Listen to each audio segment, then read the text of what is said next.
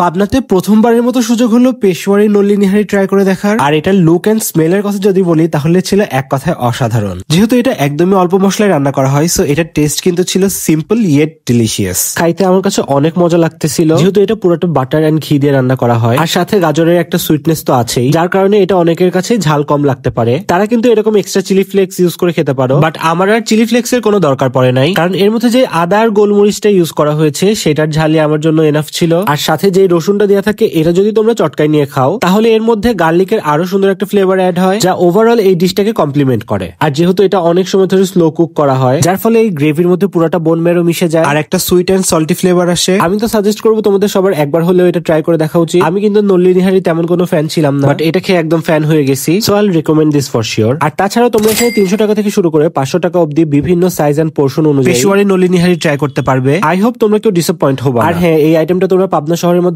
একমাত্র পেয়ে যাবে উঠোনে, আর উঠোনের লোকেশনটা হলো সিঙ্গাবাজার থেকে হাতের বাম সাইডে কিছু দূর এগিয়ে গেলেই দেখতে পাবে। আজকের ভিডিওটা এখানে শেষ করছি একটা সুইট লাসি খাওয়ার মধ্যে দিয়ে। So thanks for watching.